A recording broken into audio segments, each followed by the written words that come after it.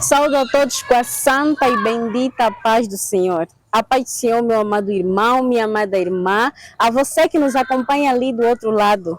Noatele Francisco é o meu nome, repórter da CBP TV, e sejam bem-vindos a mais uma grande edição do programa Vivo por Ele.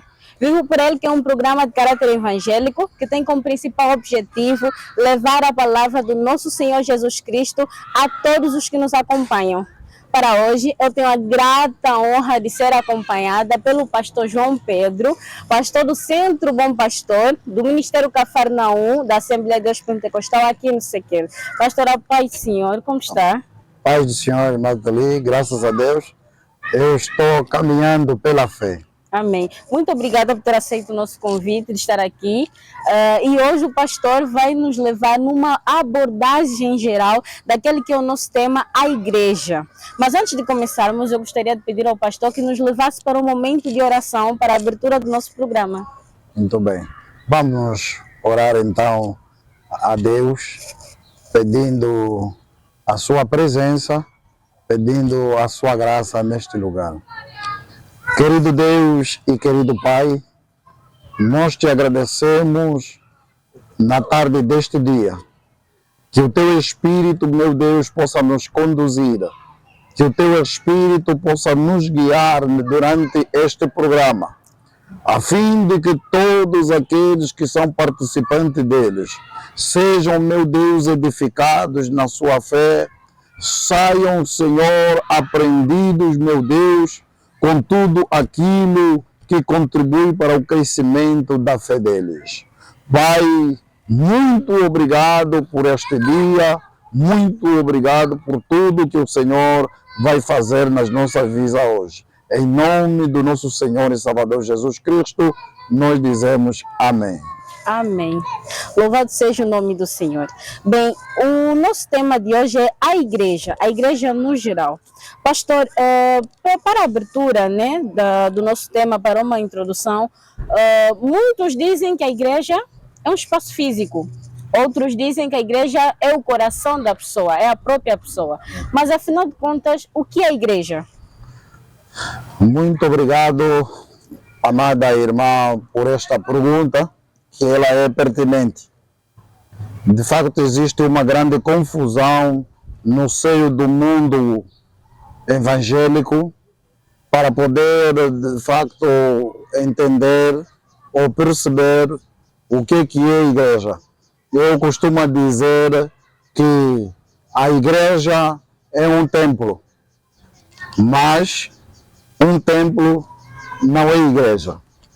Ou melhor, a igreja é o conjunto de todos os crentes que existem a nível do mundo, não é verdade? Amém. Todos aqueles que, aonde estiverem, independentemente do espaço geográfico, se aceitaram em seu coração a Jesus Cristo como Senhor e Salvador da sua vida, e pela sua palavra, que é a Bíblia Sagrada, a palavra pregada, esses o seguem e o adoram, o conjunto desses todos forma a igreja. Só faz parte da igreja quem aceita Jesus como Senhor e Salvador. Exatamente.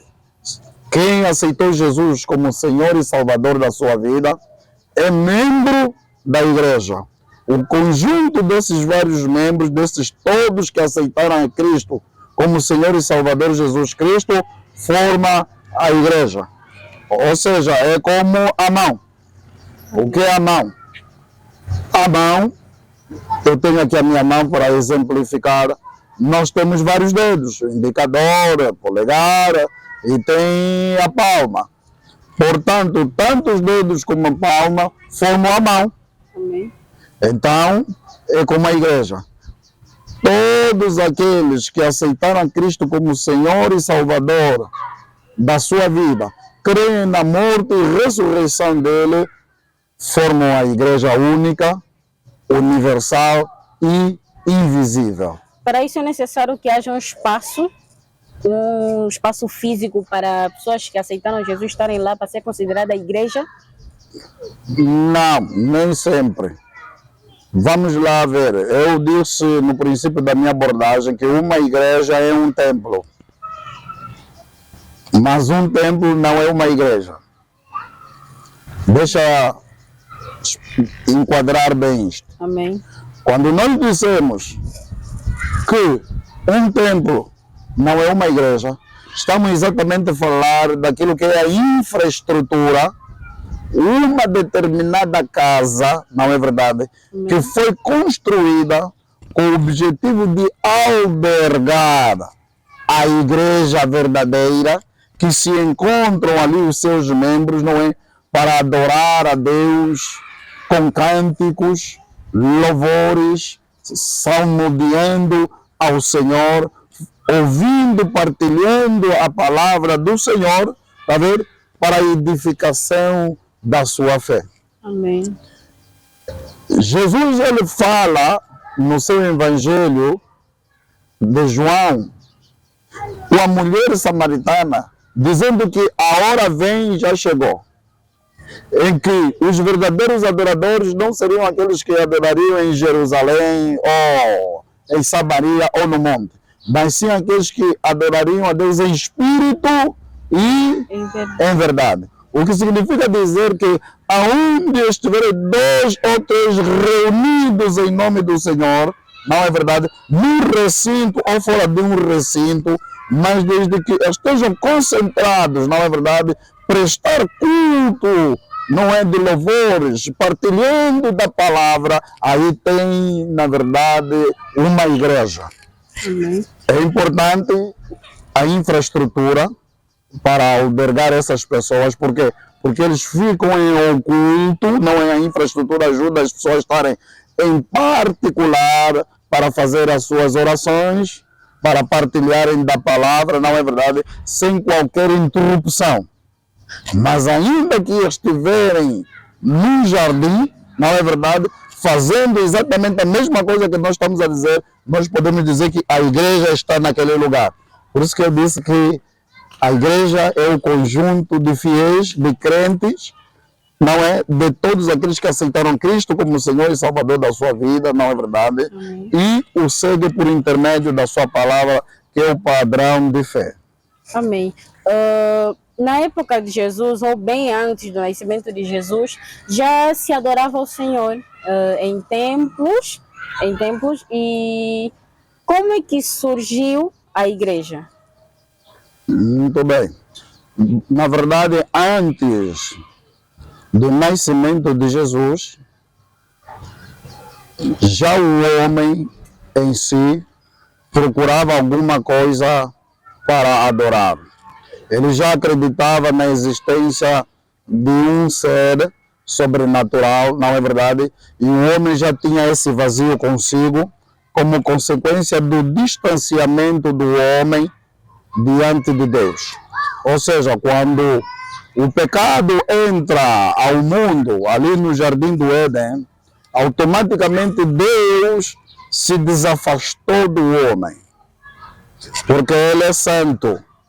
Ele só pode estar num lugar onde há santidade. Enquanto o pecado entra, Deus desafasta, então deixa um vazio. Este vazio, o homem procurou preenchê-lo, não é verdade, com outras práticas. É dali que começou a vir certos rituais, certas tradições, não é verdade, pensando o homem que está a adorar ao Deus verdadeiro, mas na verdade estava a adorar a um Deus, não é verdade, a um outro espírito. Só que Deus, na sua previsão, não é verdade, na sua previsão, a Bíblia vem dizer, Isaías, que todos pecaram e destituídos estão da glória de Deus. Deus olha para a perdição do homem. O homem vai em busca do que adorar, como adorar, não é verdade? E o homem começou a errar, é daí onde vem a religião, não é? Porque a religião é o homem à procura de Deus. O contrário do cristianismo. No cristianismo é Deus à procura do homem. Então, Deus providencia a vinda do seu próprio filho, não é verdade? Para quê? Para vir pagar um preço de resgate do homem, para poder conduzi-lo no caminho certo para a adoração ao Deus único e verdadeiro. Por isso nós vamos encontrar na Bíblia, lá em João, no Evangelho de João, Jesus vai dizer: eu sou o caminho, a verdade e a vida. Ninguém vem ao Pai se não passar por mim. O caminho é o que é pela morte e ressurreição de Jesus Cristo por intermédio da fé. Amém. Está vendo? Por intermédio da fé. Só a partir daí é que nós podemos então dizer que o homem recebeu a oportunidade de poder ir a Deus. Se nós olharmos para o livro de Atos dos Apóstolos, é Atos dos Apóstolos do Novo Testamento, mas também teologicamente é conhecido como um livro histórico. Por quê? Porque é no livro de Atos onde nós vamos encontrar, a partir do capítulo 1 até o capítulo 28, não é verdade? É ali onde nós vamos encontrar o início, não é verdade, da igreja. Depois de Jesus ter ressuscitado, Atos começa a registrar a sua ascensão, isso é, a ida de Jesus para o céu, mas ele em João faz a promessa dizendo que ele iria ao Pai e que não deixaria órfão, não é verdade, os seus apóstolos. E ele recomenda que eles fossem a Jerusalém e ficassem no templo em Jerusalém em oração até que do alto fossem revestidos, não é verdade, de poder. Para quê? Para que se tornassem testemunhas de Jesus em Jerusalém, Samaria e aos confins da terra. Esse é o plano de Deus. E quando eles começam então a falar em línguas estranhas, línguas que eles, os apóstolos, não percebiam, a Bíblia diz que havia pessoas que curiosamente estavam passando, ficaram despertados. Oh, mas o que é isso que nós estamos a ver e que nós ouvimos eles a falarem? Eu sou egípcio, mas estou a ouvir alguns deles a falarem na minha língua. Eu sou grego, mas estou a ouvir judeus a falarem na minha língua, mas não sendo eles natos das nossas terras. O que é isso? E eles se aproximaram então dos apóstolos para perceberem o que estava a acontecer. A Bíblia diz então que a virtude, pela virtude do Espírito Santo que havia descido, Pedro levanta-se naquele dia e começa a pregar a palavra do Evangelho. Começa a se cumprir aquilo que ele disse, que quando forem revestidos, serão testemunhas de Jesus, tanto em Jerusalém, Samaria como aos confins da terra. Então inicia ali. A Bíblia vem dizer que Pedro, depois de terminar de pregar a palavra, perto de 5.000 pessoas naquele dia se convertem, não é verdade, aceitando a Jesus como Senhor e Salvador, acreditando na morte e na sua ressurreição e voluntariamente deixam-se seguir e batizando. Ali começa a primeira igreja. Ali começa a primeira igreja, que é o conjunto de várias pessoas, não é verdade, homens e mulheres, que aceitam e submetem-se à regra, ao padrão da fé. E ali os apóstolos ainda não ficavam num sítio fixo, num templo, não? Ali os apóstolos já tinham a prática de estar no templo. Porque Jesus, antes de os deixar, várias vezes, se nós virmos ali no Novo Testamento, no livro dos evangélicos de Lucas, ali no livro de Mateus, Marcos, nós vamos ver que em várias circunstâncias Jesus entrava em sinagogas, Jesus várias vezes ia a Jerusalém no templo não é verdade? E ali ele passava o seu tempo para quê? Ensinar acerca das boas novas ao povo, aos sacerdotes, aos fariseus. E a Bíblia vai dizer que os seus discípulos permanentemente estavam com Jesus. Então já era uma prática deles irem ao templo. Por isso que quando Jesus é ascendido, ou antes de ser ascendido, no momento de ser ascendido, ele os recomenda: vão em Jerusalém, fiquem em Jerusalém em oração. Por outras palavras, afluam ao templo, fiquem em oração e alguma coisa nova vai acontecer na vossa vida, que é o Espírito da verdade, que vai convencer o mundo do pecado, dos juízos, da justiça, que estará convosco todos os dias e que vai vos ajudar nos momentos em que vocês precisarem. Está vendo? Então os discípulos já tinham esta prática. Os apóstolos, né? Os discípulos. Sim. Quando então acontece a visitação do Espírito Santo e a conversão de 5.000 pessoas naquele dia em Jerusalém, começa então a primeira igreja, ou seja, aquelas 5.000 pessoas e tantas outras começam a ter a prática de vir especificamente no templo para começar agora então a ouvir a palavra e adorar a Cristo, que foi ressuscitado dentre os mortos. E aí começa a prática do culto no recinto. Amém. Foi também no livro de Atos que os apóstolos foram chamados de cristãos pela primeira vez. E o pastor, no início da abordagem, tinha dito que a religião é o homem à procura de Deus. Exato. E o cristianismo é Deus à procura do homem. O pastor podia explicar um pouco acerca? Sim. Repara, na religião, o homem apega-se em várias práticas para encontrar Deus. Sim. Dito de outro modo, todos nós que hoje somos evangélicos, um dia nós fomos católicos. E como católicos que nós éramos, nós procurávamos adorar a Deus, procurávamos a presença de Deus através de quê? De prática do terço. Ave Maria, cheia de graça, o Senhor é convosco. São José, está vendo? Nós procurávamos Deus através das rezas.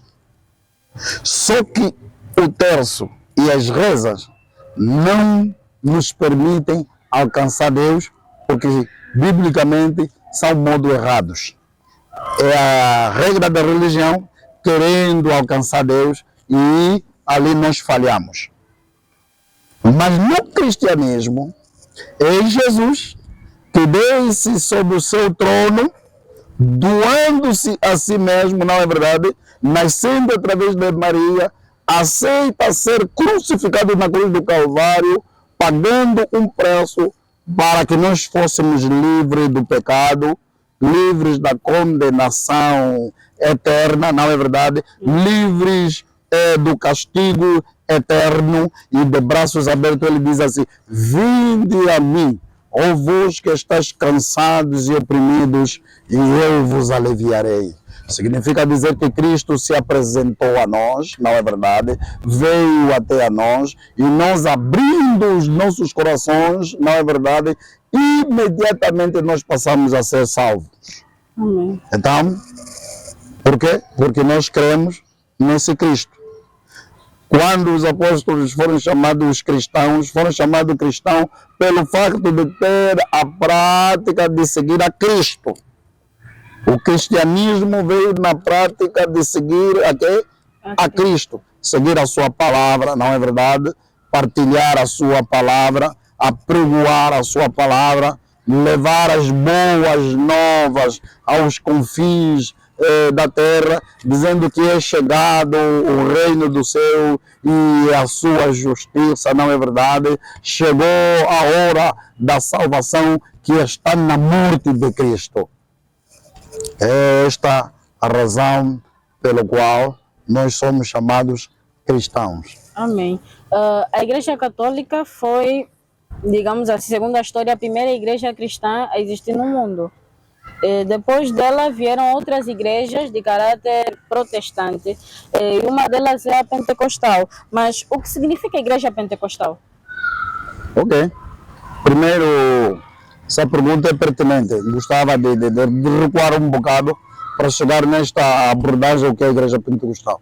A igreja católica não é a primeira igreja que surgiu. O livro dos Atos dos Apóstolos, que é o livro histórico, registra a conversão dos 5.000 homens que converteram-se ao cristianismo. E naquela altura não havia definição de católicos, não havia definição de protestantes, não havia definição de chamados pentecostais. Por simplesmente era a igreja. Agora, é verdade que a religião católica, não é verdade, foi uma das primeiras a se organizar e que mais gente conseguiu alcançar. Agora, voltando então para esta pergunta, o que é pentecostal? Os pentecostais são todos aqueles que creem na existência do Espírito Santo de Deus prometido por Jesus ali no Evangelho de João 14, ok? Com evidência em falar em línguas estranhas. Ou seja, da Igreja Católica sai a Igreja Protestante. Sim. Da Igreja Protestante é protestante porque protestaram contra algumas práticas católicas, não concordaram, não é verdade, com as coisas do terço, não é verdade, a invocação dos santos católicos, não é? E outras coisas mais, não é? Que não temos tempo para narrar tudo. Eles protestaram contra isso através de Martinho Lutero, não é? Sim. Que era, na verdade, padre.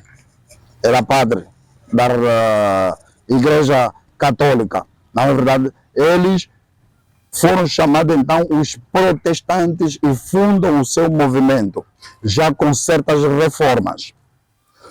Dentro desses protestantes, ainda assim, alguns começaram a questionar. Mas a Bíblia Sagrada, no livro de Atos, no seu capítulo 2, mostra a manifestação do Espírito Santo, com evidência em falar em línguas. Por que aqui dentro não existe isso? E eles começaram então a buscar essa verdade, não é?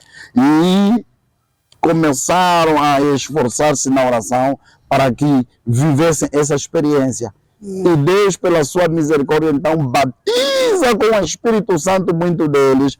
E esses então não foram aceitos, foram expulsos da igreja protestante pelo facto de ter aceito esse movimento. Logo eles desassociam-se da igreja protestante porque muitos foram expulsos. Fundam então o movimento pentecostal, de onde vêm as Assembleias de Deus pentecostal, não é? Que creem na manifestação do Espírito Santo com a evidência de falar em língua estranha. E da Assembleia de Deus descende também vários outros movimentos pentecostais até os dias de hoje. Amém. Mas na verdade o Espírito de Deus, o Espírito Santo é um só. Amém. Pastor, qual é a missão da igreja? A missão de uma igreja com foco em Cristo? Muito bem. Na verdade, nós precisamos estar muito atentos e tomar isso a peito, porque a missão da igreja não é nada mais e nada menos aquilo que Jesus fala em Marcos, no seu capítulo de número 15, versículo 16, se a memória não me falha.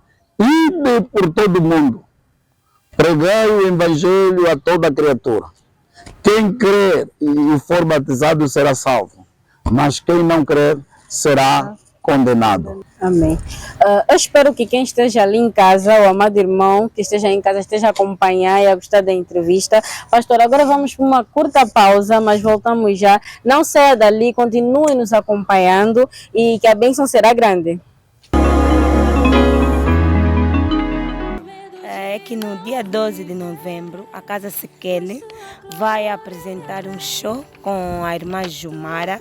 É claro que não só estará eu, estará mais convidados. Por visto, eu cheguei de ver aqui que a irmã Jolie Makanda, a grande Jolie Makanda, é isso, né? Grande cantora, eu até amo muito ela. E ela vai estar presente também, né? Nós temos os nossos ingressos à venda por 500 kwanza, que é a área normal, e 2.000 kwanza, que é a área VIP. A Casa Sekele está mesmo localizada dentro do Sekele, atrás do Colégio Nossa Senhora da Anunciação. Em vez de você pegar esses 500 kwanza e comprar cerveja aí na esquina, venha participar na atividade cristã. E a atividade cristã está com a irmã Ju. Então, dia 12 de novembro, eu espero por ti. Nós esperamos por ti. Estamos de volta, meu irmão, minha irmã, estamos de volta ao Vivo por Ele. O Vivo por Ele é um programa emitido pela Comunicação e Imagem do Centro Bom Pastor. E é você que queira nos visitar, queira fazer parte desta igreja, nós estamos localizados aqui na centralidade do Sekele, por detrás do Colégio Nossa Senhora da Anunciação, sensivelmente a 400 metros. Congregam mais de 500 membros nessa igreja e os cultos são de quarta e sextas-feiras, das 17 às 20 horas, culto de ensino da palavra e libertação das famílias. Temos também a escola bíblica dominical às 7 horas, aos domingos, e o culto público da família da comunhão às 8 em ponto. Não perca, se quiser nos visitar, passe por lá, fique que será muito bem-vindo. Já neste dia 12 de novembro, haverá uma tarde de louvor na Casa Sekele, não perca, pelas 15 horas da nossa irmã Júlia Mara. Então, você é muito convidado para participar dessa tarde de louvor.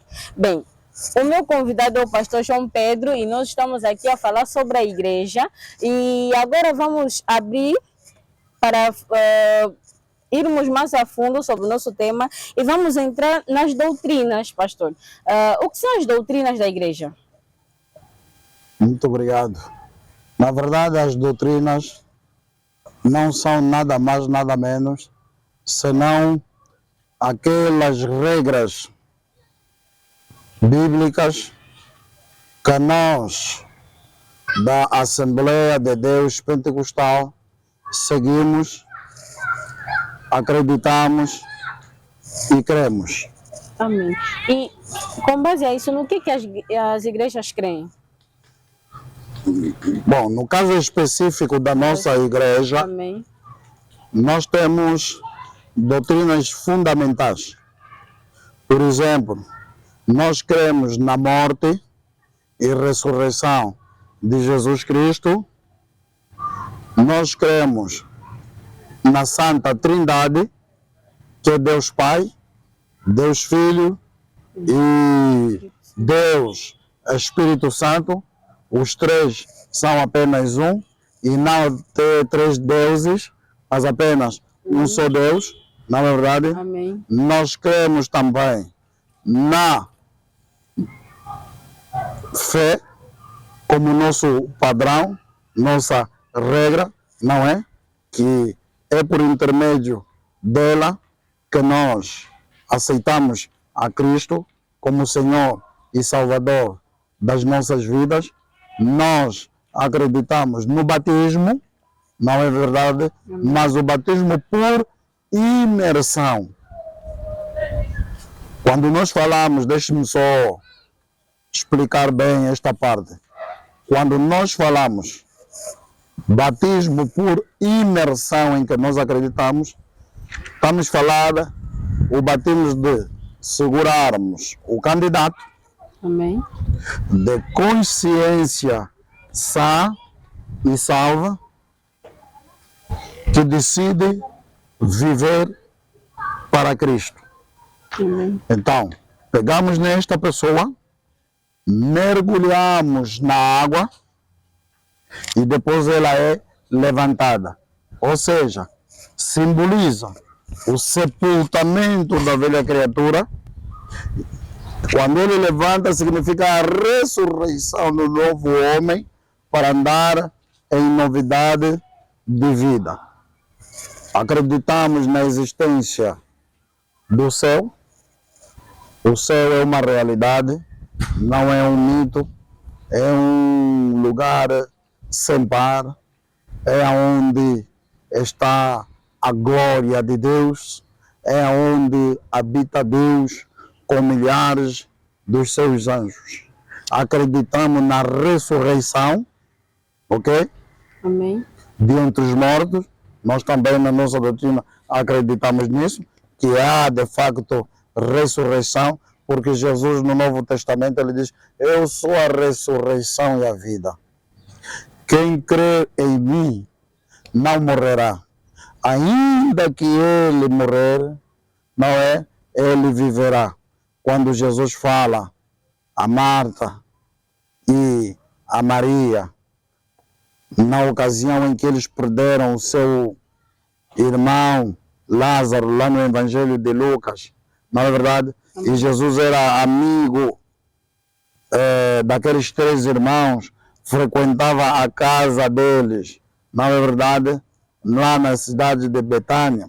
Então, quando Jesus foi e encontrou Lázaro morto, ele perguntou aonde é que haviam depositado Lázaro, e disseram: não, Senhor, uma das irmãs, não adianta porque morreu já há 4 dias, já cheira mal.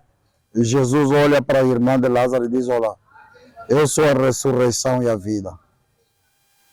Quem crê em mim, ainda que esteja morto, ele viverá. Essa ressurreição está a falar de quê? Aponta ali onde Paulo, na sua primeira carta aos Tessalonicenses, no seu capítulo de número 4, versículos 15 e 16, ele diz que a trombeta vai soar. Quando a trombeta soar, primeira coisa que vai acontecer é que aqueles que dormem, e quando a Bíblia fala aqueles que dormem, na nossa linguagem de hoje, estamos a falar aqueles que morreram, mas que aguardam a ressurreição. Vão ressuscitar primeiro, mas não irão para o seu primeiro. Vão ressuscitar, ao mesmo tempo, aqueles que estiverem vivos são arrebatados, não é verdade? E juntos, imediatamente, vão nos ares se encontrar com Cristo e vão para o céu. Amém. Portanto, é a razão pela qual, biblicamente e na nossa doutrina, está lá escrito que há a ressurreição dos mortos e nós também acreditamos. Amém. Amém. Tudo com base na palavra do Senhor. O que a Bíblia representa para a igreja? Muito bem. A Bíblia é o padrão de fé da igreja. E quando nós falamos igreja, é importante nós reforçarmos aqui, não estamos a falar da Assembleia de Deus Pentecostal, porque os pentecostais têm a mania de colocar na cabeça deles que os salvos são eles. Não é verdade. A Assembleia de Deus está cheia de pecadores que não entrarão no reino dos céus. E Paulo escreve isso. Não herdarão o reino dos céus os mentirosos, os feiticeiros, está a ver? Amém. Os bêbados, os idólatras, os prostitutos. E esse tipo de gente está em todas as religiões ou em todas as denominações. Então, o padrão de fé da igreja, que é universal e invisível, é a Bíblia Sagrada. Aquela igreja que não segue a Bíblia Sagrada é uma seita. Não é uma igreja. Amém. É preciso nós aprendermos isso. É uma seita. Por exemplo, você se for ter com os muçulmanos, eles têm o Alcorão. que é o padrão deles de fé. Amém. Já os cristãos têm a Bíblia Sagrada, mas a própria Bíblia Sagrada mostra que em nenhum outro nome, quer em cima ou embaixo da terra, há salvação, a não ser o de Cristo. Logo, o único padrão de fé que existe é a Bíblia Sagrada. Amém. Está vendo? Amém. Por isso, a Bíblia Sagrada é o padrão de fé para a Igreja do Senhor. Amém. Hoje em dia nós podemos ver muitas igrejas, pentecostais como não, que os seus dirigentes apegam-se muito às teologias da prosperidade. Na opinião do pastor, o que é que acha sobre isso?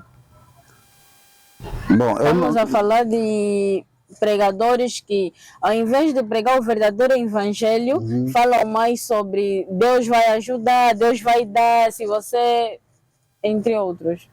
teologia da Da prosperidade. Bom, eu não diria igreja, mas denominações religiosas, certo? Amém. Porque a igreja é uma só. Um conjunto de cristãos da Assembleia de Deus, do Bom Deus, da Batista, Metodista, estas formam a igreja verdadeira.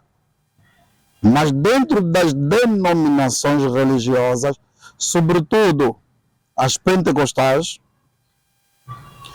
nós encontramos de facto a teologia da prosperidade. Mas eu vou dizer assim, a Bíblia Sagrada é completa. Nós não podemos mostrar para as pessoas que o vir para Deus é para alcançar o pão, é para alcançar dinheiro. Isto é mentira. A Bíblia vem dizer que o reino dos céus não é que é comido e bebido, mas é justiça e paz. A teologia da prosperidade desvia a igreja do Senhor para entrar no reino dos céus. Por quê? Porque a igreja fica uma igreja materialista.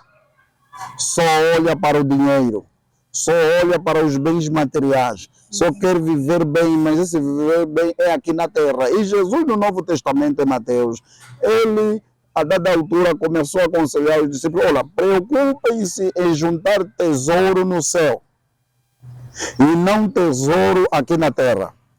Porque aqui na terra há ferrugem e há ladrão. E o vosso tesouro vai enferrujar.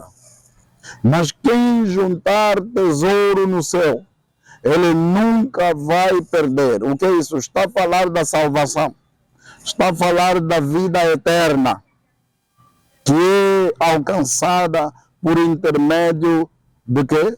Da morte e ressurreição de Jesus Cristo. A teologia da prosperidade, na verdade, ela é boa, mas não leva ao reino dos céus. É importante que nós, os cristãos de hoje, comecemos a ter responsabilidade, a estarmos mais atentos, não é verdade? Amém. E seguirmos verdadeiramente a dimensão da Bíblia Sagrada. Porque Mateus, Jesus fala em Mateus, no Evangelho de Mateus, no seu capítulo 6, de número 33, buscai primeiro o reino dos céus e a sua justiça. Você pode levantar a tua mão, orar ao Senhor, essas coisas vão nos seguir. Não está a dizer que nós vamos atrás dessas coisas, essas coisas vão nos seguir. É daí que eu digo que a teologia da prosperidade é uma teologia mundana, inventado pelo homem, e o diabo trabalha nela. Então está na hora de nos arrependermos. Aliás, o homem que começou a nível do mundo com a teologia da prosperidade, em tempos atrás, veio a público dizer que está arrependido e que não quer perder o reino do céu, que é o judeu naturalizado como norte-americano, que é o BNI. Foi o BNI, os judeus naturalizados como norte-americano, que trouxe a teologia da prosperidade, que começou a ensinar. Ele veio a público a dizer que está arrependido e que não quer perder a salvação nem o reino dos céus, então ele precisa se rever. Tá vendo? Não significa dizer que a teologia da prosperidade é coisa do homem e desvia a igreja do Senhor para o reino dos céus e leva a igreja a olhar somente para as coisas terrenas. Amém. Pastor, o que a Bíblia diz e o que o pastor acha, né, sobre a consagração de mulheres ao pastorado? Ok, muito bem. Olha, esta pergunta é pertinente e eu estava à espera mesmo desta pergunta, porque ela é polêmica. Eu lembro-me quando eu estava a fazer a minha tese do mestrado em teologia. Este foi exatamente o desafio que eu tive de escrever. E, no entanto, o meu tutor, quando olhou para a matéria, né, e fazer a correção, quando eu fiz a defesa, a mesa dos jurados chamou para mim e disse assim: pastor, você vai ser expulso da Assembleia de Deus Pentecostal. Convém que guardes esta matéria. Eu disse: não, eu vou transformá-la em um livro e vou publicar. Eles disseram: se você publicar, você vai ser expulso da Assembleia de Deus e nunca mais te vão aceitar. Eu disse: não, eu duvido. Sabe por quê? Porque Deus é Deus. Amém. Repare numa coisa. Paulo escreve aos Efésios, no seu capítulo de número 4, versículo número 11, que ele chamou uns para apóstolos, outros para profetas, não é verdade? Amém. Doutores, evangelistas, querendo o quê? O aperfeiçoamento da igreja. Irmã Pelim, se nós repararmos neste versículo, não está a dizer que chamou apenas os homens e que as mulheres não. Não está lá gênero. Não está se referindo a um gênero específico. É abrangente, chamou uns. É por esta razão que eu vou lhe dizer assim: Deus, Ele, quando chama, não importa o gênero, Amém. mas importa a capacidade, sobretudo, que Ele dá. Amém. Há mulheres que são apóstolas, há mulheres que são pastoras, há mulheres que são profetisas, há mulheres que são evangelistas. Elas têm essa chamada, têm este ministério. Só que a nossa denominação religiosa, Assembleia de Deus Pentecostal, ela não ordena, não é verdade, mulheres ao pastorado, nem profeta, nem apóstolo. Esse é um dogma da Assembleia de Deus e não é da Bíblia. Uma coisa é dogma da religião, outra coisa é a Bíblia. Amém. A Bíblia não definiu que as mulheres estão de fora. São as religiões. Amém. É importante nós falarmos assim, porque é a Bíblia Sagrada. Não podemos esconder a verdade. Nada podemos contra a verdade, senão pela verdade. Portanto, é muito normal que as mulheres sejam ordenadas a apóstolas, desde que se identifique a chamada nelas. É normal que as mulheres sejam ordenadas a pastoras, até porque, se vires no Novo Testamento, primeiro livro de Coríntios, quando Paulo faz a sua terceira viagem missionária, ele estava na igreja e ele recebe Cloé a queixar-se acerca da igreja que estava a se desviar em Éfeso. E Paulo escreve essa carta doutrinária para repreender. Mas repara, a igreja que tinha sido aberta, haviam mulheres que pastoreavam as igrejas.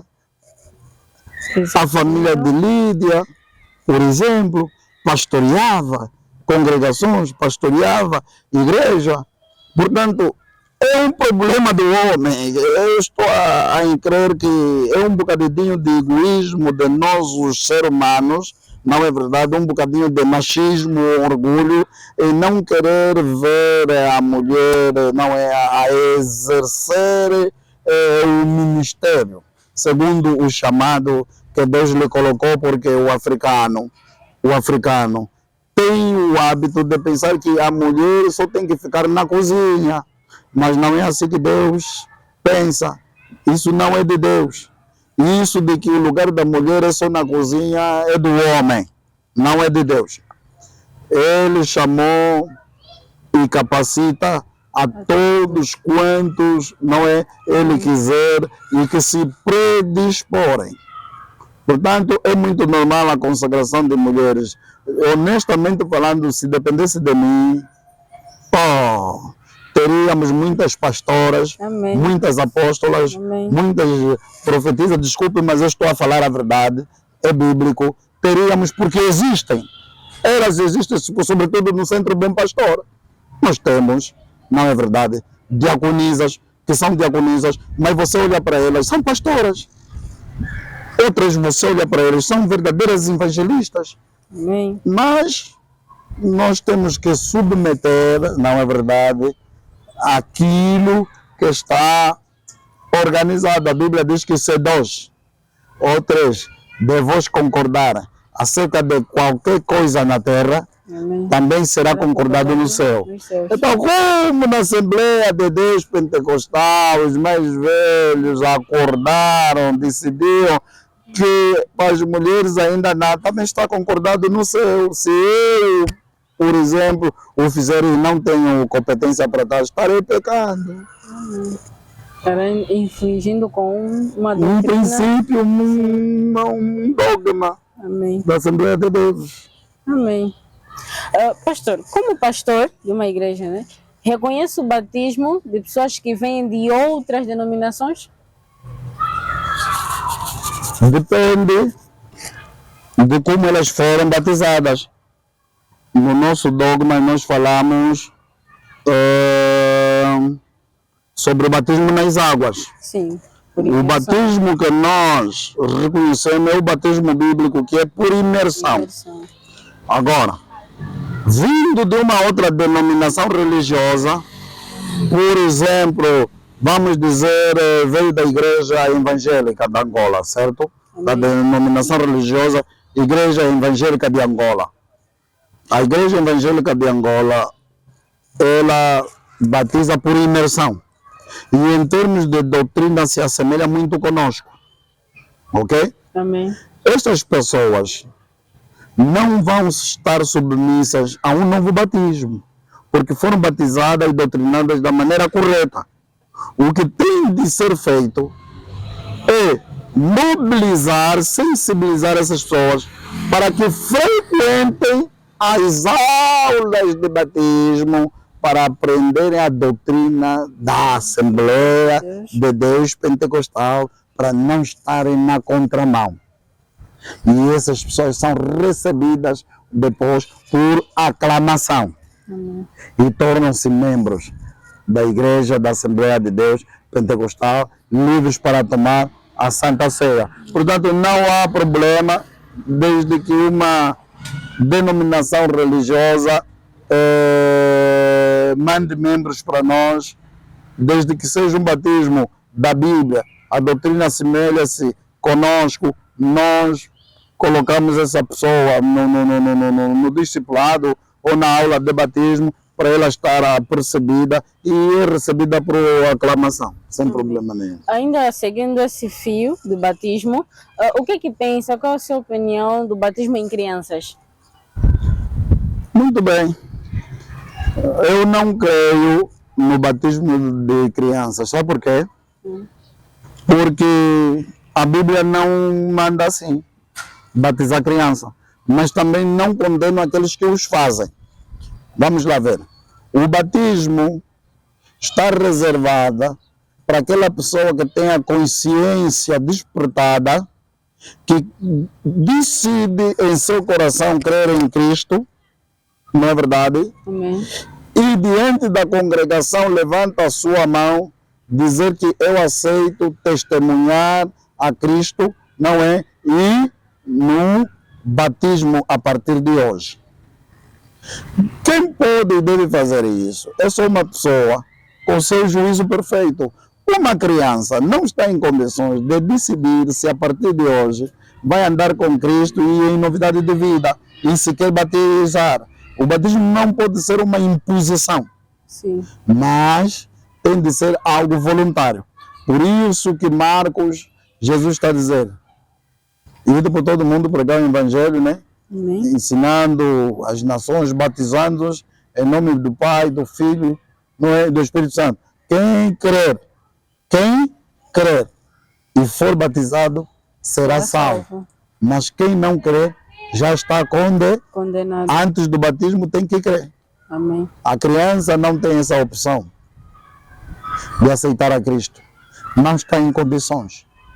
Nós achamos que a partir dos 16 anos, aí sim, já tem uma consciência sã, já consegue decidir-se, estas pessoas já podem ser conduzidas à doutrina. Pastor, ministros do Evangelho do Senhor, que opinião o pastor tem sobre o serviço integral de um ministro do Evangelho? Ok. Ministro do Evangelho é uma coisa, e ministro que trabalha a tempo integral também é outra coisa. Ministro do Evangelho é todo aquele que tem um chamado com dom ministerial, que está lá a carta de Efésios, de Paulo aos Efésios, no seu capítulo 4, não é? Versículo de número 11. Apóstolos, profetas, pastores, isto é uma graça ministerial. Amém. Agora, de todos esses, alguns deles são pessoas que só trabalham na igreja e pela igreja. Sim. Isto é que se chama tempo integral. O tempo inteiro. Já não Tem exercem nenhuma outra função. Ou seja, ele pode ser médico, pode ser engenheiro, pode ser advogado, mas por causa do dom ministerial que ele tem, ele é chamado e então trabalha simplesmente na igreja. Sim. Então, este que trabalha na igreja ganha na igreja, e até porque é bíblico que o obreiro é digno do seu salário. Isto é que se chama obreiro a tempo integral, porque ele depende do salário da igreja. No meu caso, por exemplo, eu não trabalho a tempo integral. Dou 50% na igreja e 50% no mundo secular. Amém. Eu sou gestor de profissão. Tenho a minha licenciatura em gestão. E lá na empresa eu sou gestor. É lá onde sai o meu salário para o sustento da minha família, não é? Para dar o meu dízimo, contribuir na obra do Senhor. Então eu não sou tempo integral. Ok? Amém. Mas há quem o é. E ganha pela igreja. Amém. Não sei se me fiz compreender. Amém. Amém. E o que são dons ministeriais? Dom ministeriais é uma chamada específica para exercer, né, uma função específica, conforme eu já disse, conforme está na Bíblia. Dom ministerial é uma chamada ministerial, ou seja, quem é chamado para apóstolo é um dom ministerial, é uma unção que Deus dá àquela pessoa, unge aquela pessoa, capacita aquela pessoa para quê? Para ser um apóstolo. E qual é o trabalho dele? Como é que nós vamos dar a conta que ele é apóstolo? Em todo lugar onde ele for, ele abre igreja. Ele vai aos Estados Unidos, não importa se vive lá quanto tempo, mal ele chega, ele já abre igreja. Depois de um tempo, ele deixa a igreja, vai para outro lugar, abre igreja também. Assim sucessivamente, a semelhança do apóstolo Paulo. Amém. Amém. Pastor, já estamos na reta final do nosso programa, vamos já para as últimas questões para encerrarmos. Para começar, vamos falar do papel social da igreja. Qual é o papel social? A igreja tem um papel muito importante socialmente, que é o que ele é parceiro do Estado, não é verdade? Sim. Sensibilizar as pessoas em termos de educação moral e cívica para serem cidadãos coerentes, cidadãos íntegros. A igreja também constrói escolas para ajudar na formação da sociedade. A igreja constrói centros de formações profissionais, a igreja constrói clínicas, a igreja constrói hospitais, universidades, inclusive até cadeias de televisão.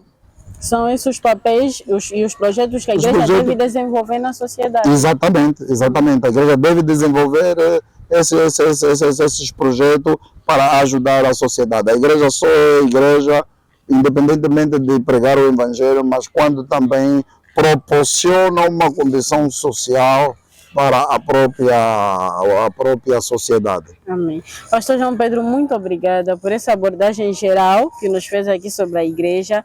Foi muito proveitoso para mim, eu espero que tenha sido também para o irmão que está aí do outro lado.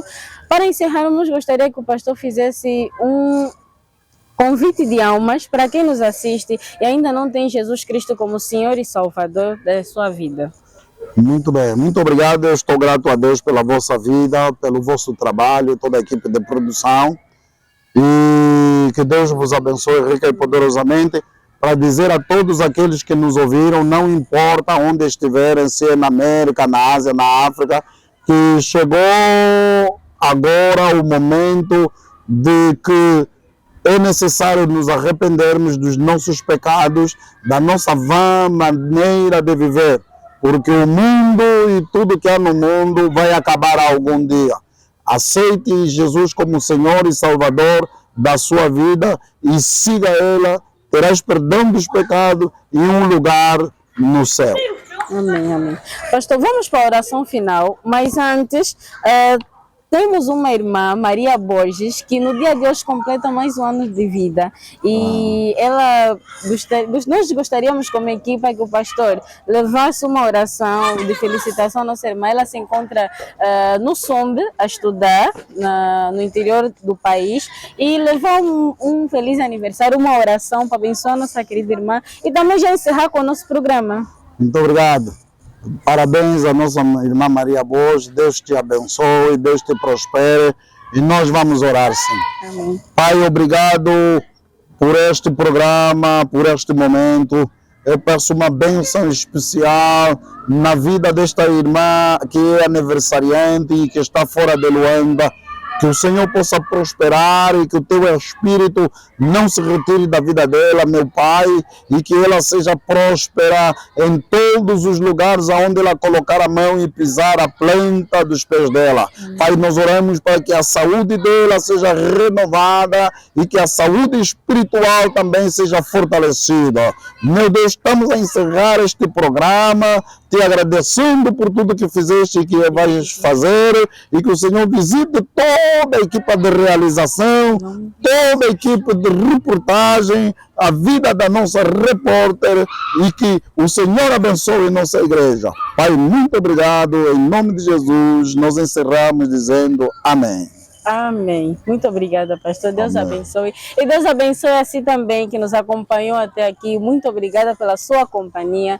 E termina mais um Vivo por Ele. No próximo programa estaremos à sua espera. Não esqueça de seguir as nossas páginas no YouTube, no Instagram e no Facebook. Obrigada pela sua companhia. Fique com Deus.